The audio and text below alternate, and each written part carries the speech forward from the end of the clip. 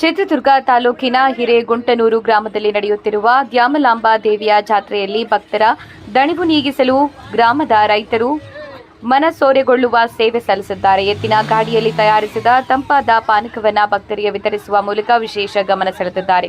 ಪ್ರತಿ ವರ್ಷದಂತೆ ಈ ಬಾರಿಯೂ 4 ಎತ್ತಿನ ಗಾಡಿಯಲ್ಲಿ ದೊಡ್ಡ ಪಾತ್ರೆಗಳ ಪಾನಕ ತಯಾರಿಸಿ ಹೊಂಗೆ ಮರದ ಕೊಂಬೆಗಳು ಹಾಗೂ ತೆಂಗಿನ ಗರಿಗಳಿಂದ ಗಾಡಿಗಳನ್ನ ಅಲಂಕರಿಸಿ ಗ್ರಾಮದ ವಿವಿಧ ಭಾಗಗಳಿಗೆ ತೆರಳಿ ಭಕ್ತರಿಗೆ ಪಾನಕ ವಿತರಣೆ ಮಾಡಲಾಗಿದೆ. ಈ ಕುರಿತು ರೈತನೊಬ್ಬ ಮಾತನಾಡಿ, ಮೊದಲು ಆಂಜನೇಯ ಸ್ವಾಮಿ ದೇವಸ್ಥಾನದಲ್ಲಿ ಪೂಜೆ ಸಲ್ಲಿಸಿ ಬಳಿಕ ಗ್ರಾಮದ 4 ದಿಕ್ಕುಗಳಿಗೆ ತೆರಳಿ ಭಕ್ತರಿಗೆ ಪಾನಕ ವಿತರಿಸುತ್ತೇವೆ.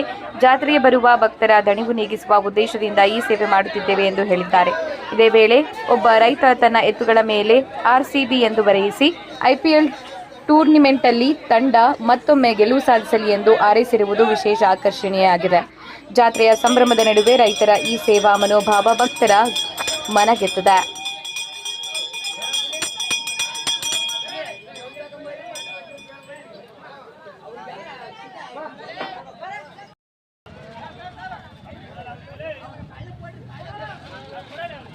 ಮಾತಾಡ್ತೀರಾ?